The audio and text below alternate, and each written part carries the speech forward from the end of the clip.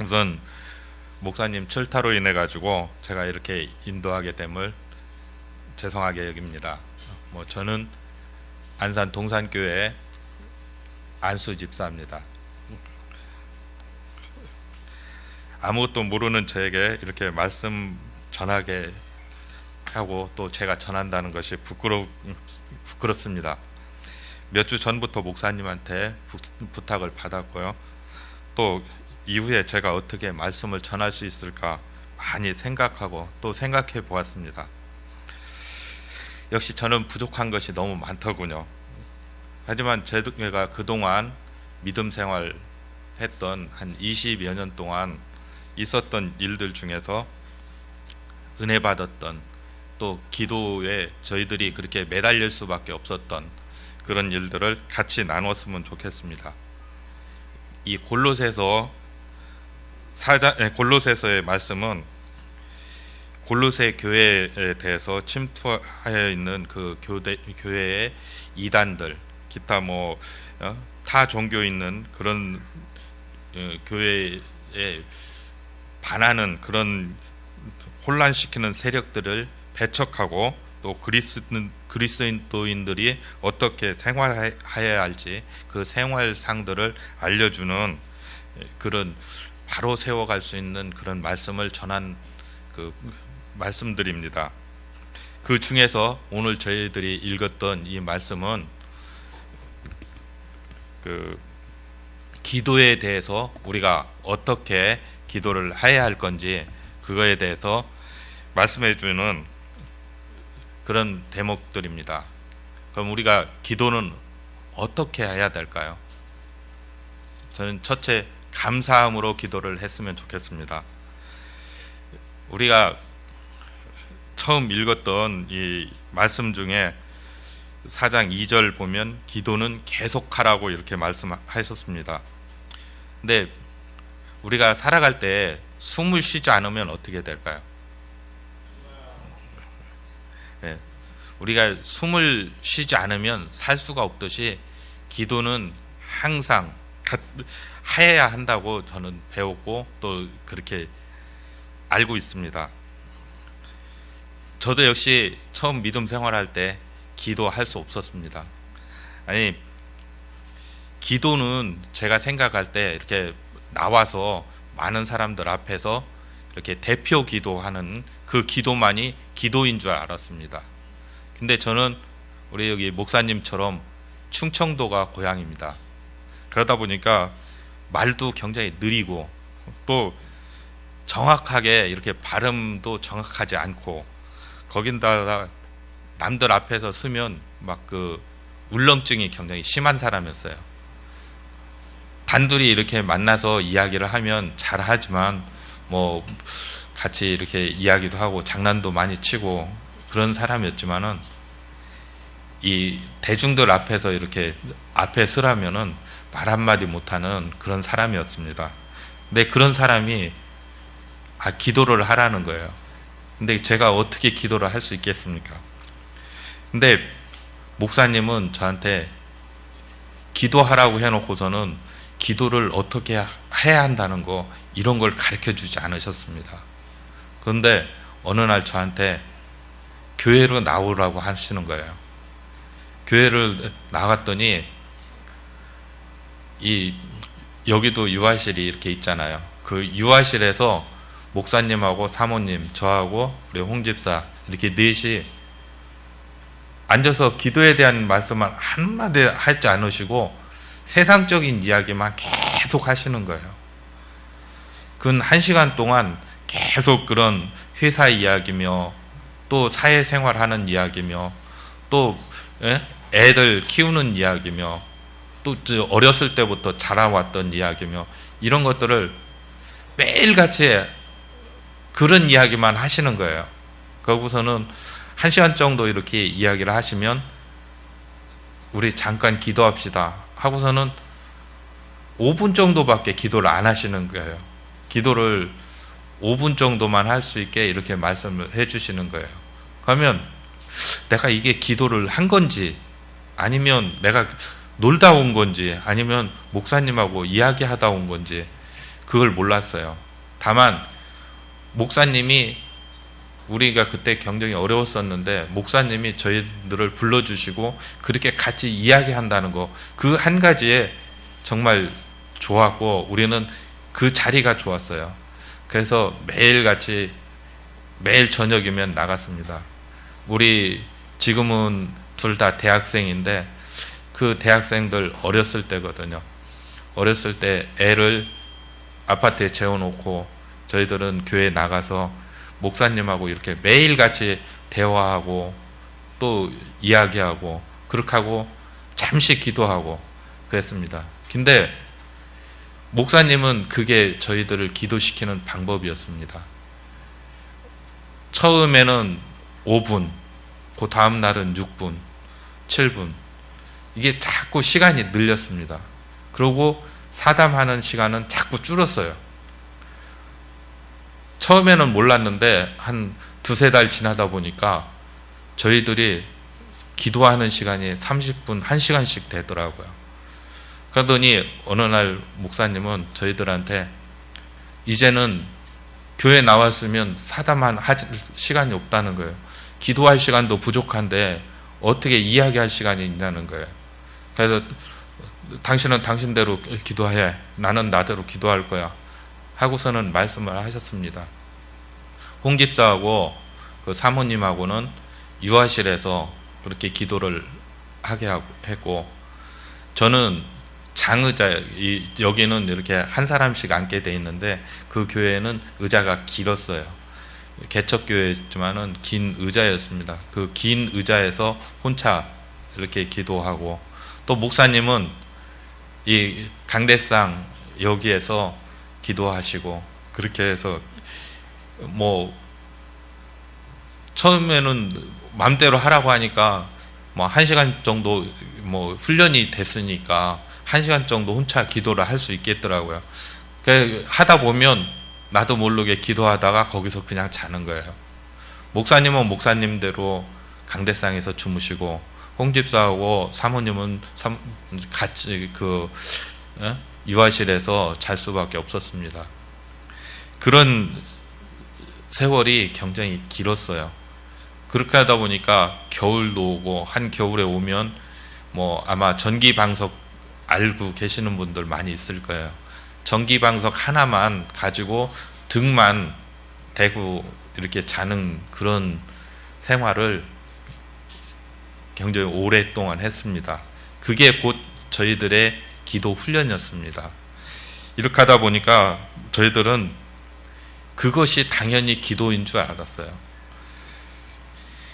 그렇게 시작한 기도가 교회에서 나와서 이렇게 기도하는 것만이 또한 기도인 줄 알았고요. 그랬는데 어느 날 목사님 말씀이 그것만이 기도가 아니라고 하더라고요. 기도는 삶 그 자체가 기도라고 하더라고요. 눈 뜨면서부터 잠들기까지 모든 것이 기도라고 하시더라고요. 어려운 일이 있다든지 좋은 일이 있다든지 또 내가 해야 할 일들, 그것들을 우리가 숨쉬고 살아가는 때처럼 모든 일들을 하나님께 맡기고 또 하나님한테 물어보고 또 하나님한테 또 그 응답을 듣고 또 내가 있던 일들을 하나하나 다 이렇게 설명해 드리고 하는 그 모든 것이 기도라고 하시더라고요. 그래서 1시간, 2시간 기도가 아니라 24시간 계속 기도하는 것이 그게 기도라고 말씀하시더라고요. 이렇게 기도는 계속 돼야 한다고 그렇게 말씀하셨습니다. 근데 제가 그때 기도할 수 있었을까요? 둘째로 항상 하나님은 감사함으로 기도하라고요 하시더라고요. 여기에 계신 분들은 그때 우리 상황, 처했던 상황보다 전부 좋을 거라고 생각해요. 그때 우리 상황이 어떤 상황이었었냐면, 다니던 회사가 IMF 전이었기 때문에 전이었었는데 그 다니던 회사에서 부도가 났습니다. 다른 사람들은 2007년부터 IMF가 왔다고 했는데 저희들은 아니 97년부터 IMF가 왔다고 했는데 저희들은 96년서부터 IMF를 겪게 됐어요. 다니던 회사가 결국은 부도가 나니까 저는 그 회사에 다닐 수가 없었습니다. 아니, 다닐 수 없다고 하지만 제가 또한 그 회사를 박차고 나올 수도 없었어요. 왜냐하면 저는 총무 일하고 격리 일, 이 중역들을 어린 나이였지만 모든 걸 다 맡고 있었거든요. 그렇다고 회사가 부도 났다고 격리 책임자가 모든 걸 팽개치고 나올 수는 없잖아요. 이렇게 해서 결국은 그 회사, 부도 난 회사를 다 처분하고 다 그렇게 하는 일을 약 1년 동안 했습니다. 월급 한 푼 받지 못하고 1년 동안을 그런 생활을 하다 보니까 저희 살림들은 정말 말이 아닐 정도로 기울어졌어요. 결국 회사 사장님도 제 손으로 모든 사람들 앞에 그 서명을 받아서 사장님을 구속시켰습니다. 그렇게 하고 사장님을 구속시키는 것에 끝나지 않아서 또 제가 손으로 탄원서를 써서 사장님을 석방시켰어요. 구속시키고 석방시켰다는 게 정말 이해되지 않는 그런 일이지만 제 손으로 구속시켰다가 석방까지 이렇게 시키다 보니까 사장님, 처음에는 사장님 볼 낯도 없더라고요. 석방까지 시켰지만도 제가 볼 낯이 없었어요. 지금은 1년에 한두 번씩 천안에 계신 그 사모님, 그 사장님, 회장님 찾아뵀는데 그때는 그런 일들을 하다 보니까 1년 동안 말이 그렇지 1년 동안 월급 한 푼 받아오지 못하고 그렇게 생활한다면 생활이 어떻겠어요? 그러다 보니까 결국은 그동안 보증 쓰고 그동안 회사 생활했던 거기에서 많이 겪어 있던 막 실타래 얽혀 있던 것처럼 얽혀 있던 것들이 하나하나 터지기 시작하더라고요.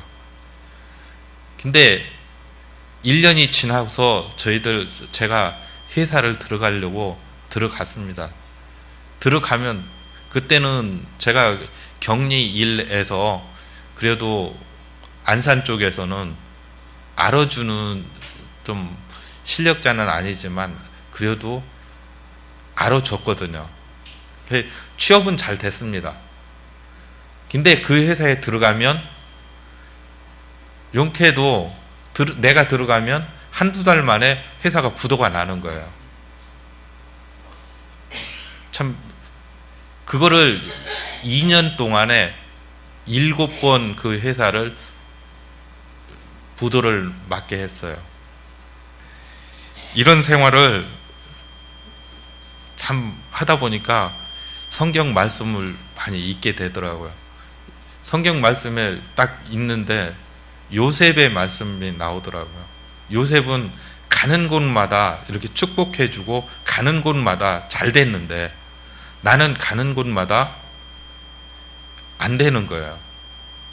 가는 곳마다 부도가 나고 가는 곳마다 그런 상황이 계속되어서 그렇지만은 저는 그게 제 잘못 때문에 그렇다는 걸 몰랐어요. 왜 그럴까? 원망만 했어요. 믿음 생활 처음 시작한 그 상황에서 이렇게 모든 것이 원망, 또 불평, 불만 그런 걸로 내 생활이 계속 이어졌어요. 결국에는 모든 우리 그 보증선걸로 인해서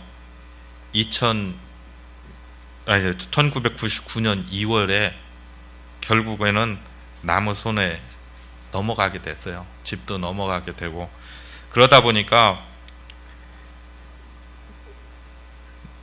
우리 민지, 준태 자녀들 피아노 학원, 뭐 또 학원 이런데 가는 거 다 끊을 수밖에 없었습니다.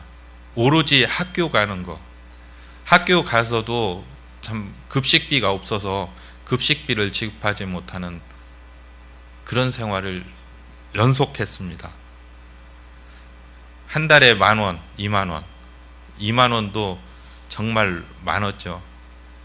일주일에 1,000원, 2,000원 가지고 그게 우리의 모든 생활비였습니다. 그 생활비 1,000원, 2,000원 가지고 생활을 한다는 게 쉽지는 않았지만 그것 말고는 우리는 수입이 없었기 때문에 나갈 수가 없었어요. 그런 생활을 계속했습니다. 이런 상황에서 내 입장에서 과연 감사라는 말이 나올 수 있었을까요?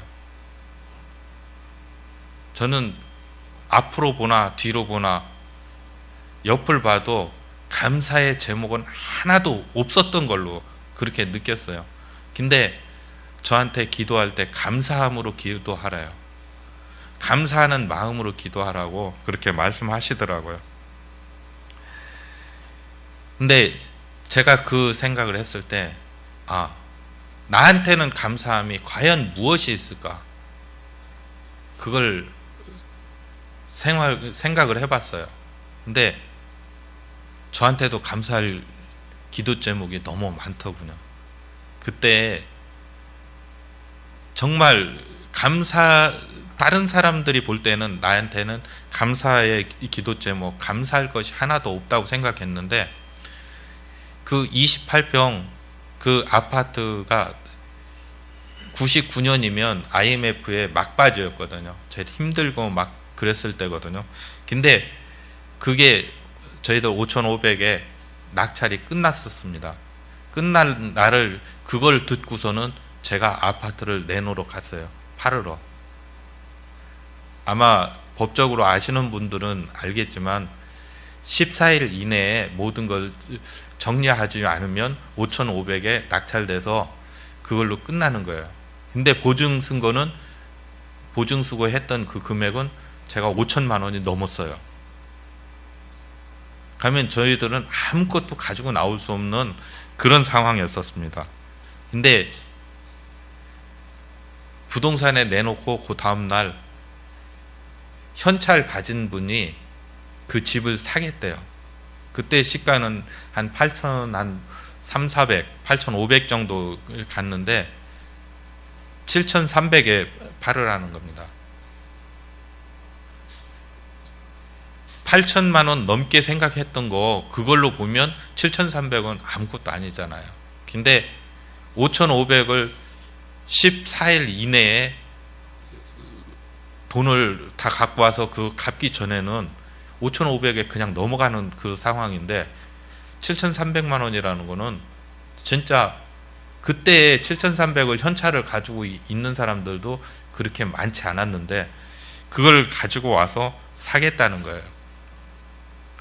일주일 만에 그 모든 것을 서류 정리 다 끝내고 다 상황하고 이렇게 나왔는데 그 일을 생각하면은 감사할 일이 너무 크잖아요. 이거보다 더 큰 일이 없지 않습니까? 또 하나 1,000원, 2,000원이지만 2,000원 가지고 아마 여기 학생들도 있지만 2,000원 가지고 저기 뭐 조금 그 돈의 가치가 하락돼서 그때 가치가 5,000원, 10,000원이라고 하자고요. 10,000원 가지고 이 학생들한테 일주일 생활하라고 하면 뭐 용돈 10,000원만 주고 생활하라고 하면 과연 생활하겠죠. 이제 그 정도. 근데 가정 살림을 하는데 부식이니 뭐 기타 애들 용돈까지 전부 생각했을 때 지금 현재 10,000원 주고 생활을 하려고 하면 과연 할 수 있는 사람들 얼마나 될까요?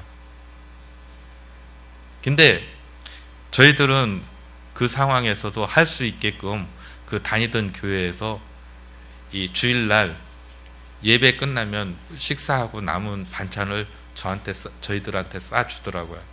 그걸 가지고 가서 지져 먹고, 김치도 지져 먹고, 또 볶아서 먹고, 그렇게 해서 또 상하면 거기다 물 넣고 다시 끓여서 국 끓여 먹고, 이런 일주일 동안을 그 반찬으로 생활을 했어요.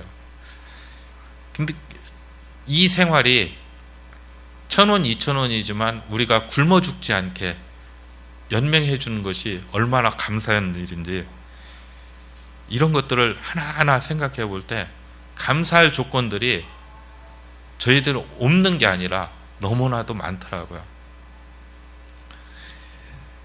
매일매일 이렇게 하루하루를 연명하고 하루하루를 넘어갈 수 있게 만들어 주신 하나님이 저희들한테 너무 감사하고 너무 고맙고, 우리가 하나님을 잊을 수 없는 그런 일들을 만들어 주시더라고요. 이런 어려운 시절에 우리는 진짜 기도 외에는 아무것도 없다고 그렇게 생각했었습니다. 아니, 기도하지 않으면 안 되는 그런 상황까지 만들었죠. 여기 계신 분들도 그런 상황으로 갔으면 과연 기도 안 하실 분들이 또 몇 명이나 있을지 몰라요. 근데 이런 생활이 연거품 됨에도 우리 진짜 민지 준태 교회 가서 그렇게 우리가 한다고 하더라도 집에서 둘이 밤샘을 그렇게 할 수 있고, 그렇게 또 학원 같은데 한 군데 보내지 않아도 불평불만 하지 않고 살아온 우리 민지 준태, 지금 사랑스럽게 컸잖아요.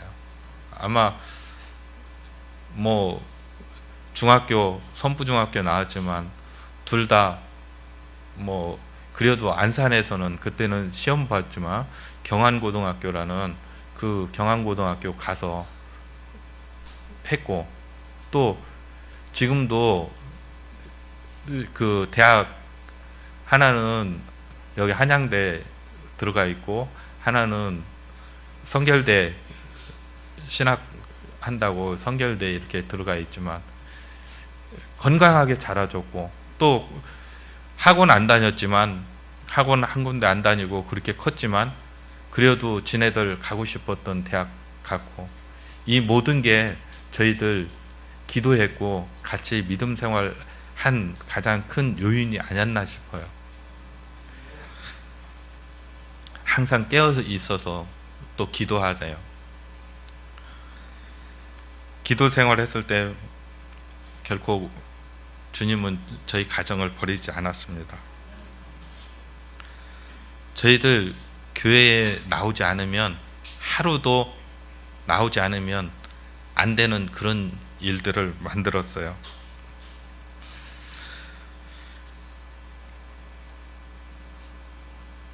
결국 그 기도 그렇게 했을 때, 항상 저희들 나와서 기도했을 때 지금 살고 있는 저 집을 저희들한테 하나님이 맡기셨습니다. 진짜 5년 만에 제가 99년 2월에 모든 것을 다 포기하고 아무것도 없이, 아니 전세돈도 부족해가지고 월세를 끼고 들어가는 그런 생활을 했는데, 그 상황이라면 제 신용은 어떻겠습니까? 결국 신용불량자로 다 됐었거든요.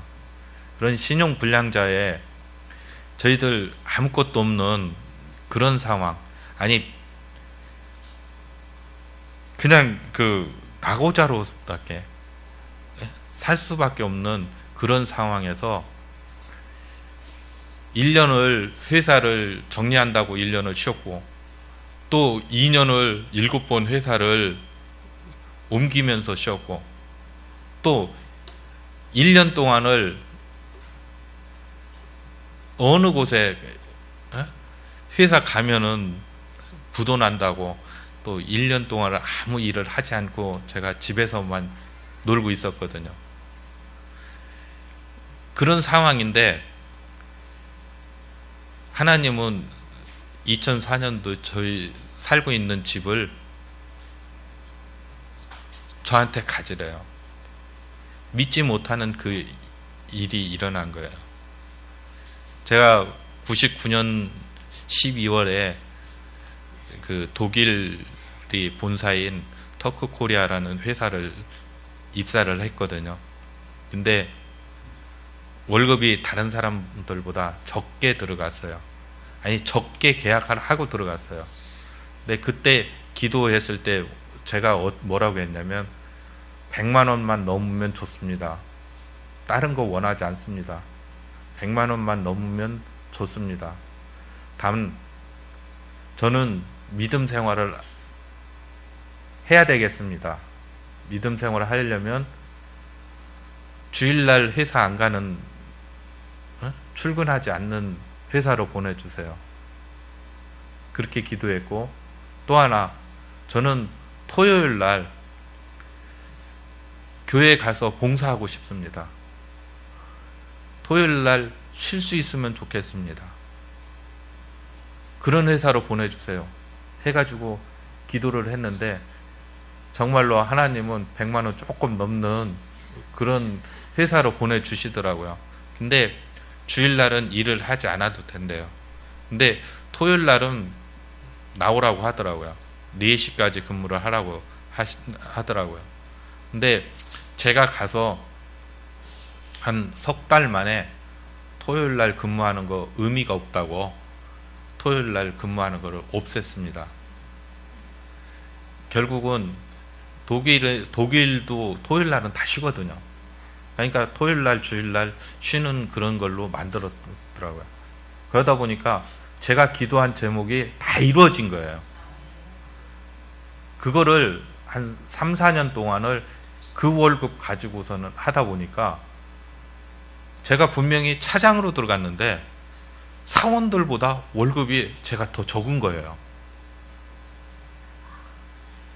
그런 생활을 했는데 저는 사장님한테도 월급 올려달라 소리 한마디 하지 않았어요. 근데 2004년 1월 1일 되니까 사장님이 갑자기 돈 봉투를 주시더라고요. 그게 뭐 200만 원이겠지 하고서는 딱 봤는데 2천만 원을 주시더라고요.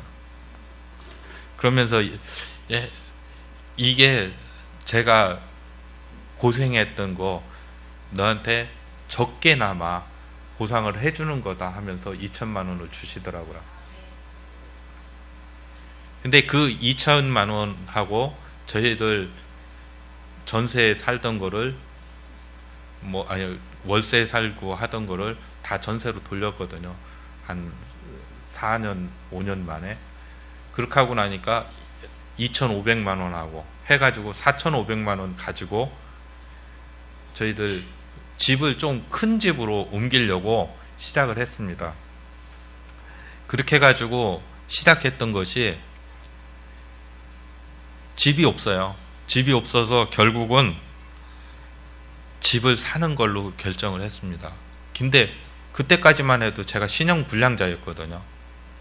근데 신용불량이 풀려있는 것조차도 몰랐어요.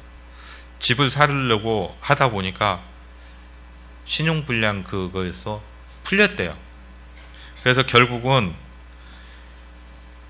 아파트를 내 손으로 이제 인수를 하게 됐습니다. 그 우여곡절 끝에 뭐 여기저기 있는 돈들 끌어모으고 보험에서 대출 받고 뭐 이렇게 하다 보니까 어떻게 되든 집이 한 그 뭐 대출금 끼어 있는 거 그 안고 또 전세금 끼어 안고 하다 보니까 제가 그 집을 인수할 수 있게 됐습니다. 근데 그것이 다가 아니더라고요. 하나님은 또 기도하게 만들어 주시더라고요.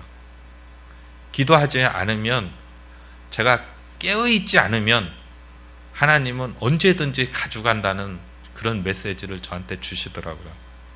분명히 대출금을 저희들한테 인수인계 해주는 조건으로 샀는데